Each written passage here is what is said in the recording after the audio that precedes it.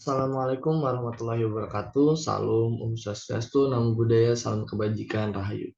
Perkenalkan, nama saya Alian Tabita Farrozi, NIM 8114215544 dari Rombel 11 akan mempresentasikan terkait subjek hukum internasional.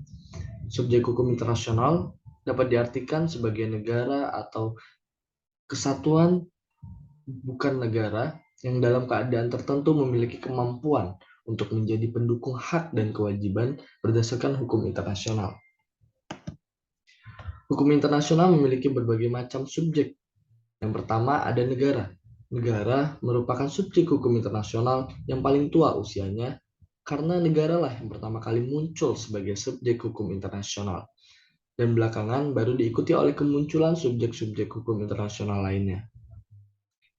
Yang kedua, ada organisasi internasional. Berdirinya organisasi internasional pada hakikatnya didorong oleh keinginan untuk meningkatkan dan melembagakan kerjasama internasional secara permanen dalam rangka mencapai tujuan bersama.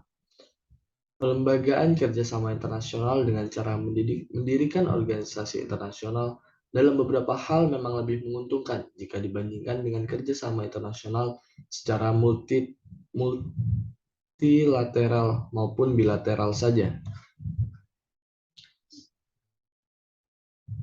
Yang ketiga, ada Palang Merah Internasional. International Committee for the Red Cross atau ICRC merupakan palang merah internasional yang berkedudukan di Jenewa, negara Swiss, mempunyai tempat tersendiri dalam sejarah hukum internasional.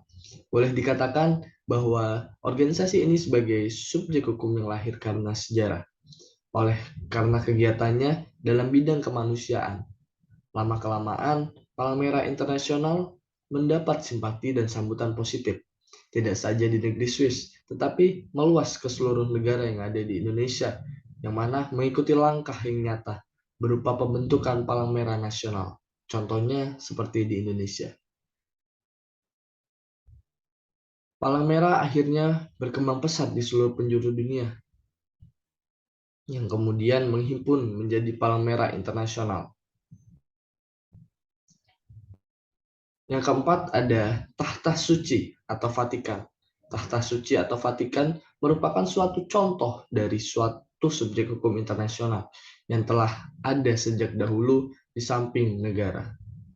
Hal ini merupakan peninggalan sejarah sejak zaman dahulu ketika Paus bukan hanya merupakan kepala gereja Roma tetapi memiliki kekuasaan duniawi. Hingga sekarang, Tahta Suci Vatikan mempunyai perwakilan diplomatik di banyak ibu kota terpenting di dunia yang sejajar kedudukannya dengan wakil diplomatik negara-negara lain. Yang kelima, ada kaum pemberontak atau belligerent. Hukum yang harus diberlakukan terhadap peristiwa pemberontakan dalam suatu negara adalah hukum nasional.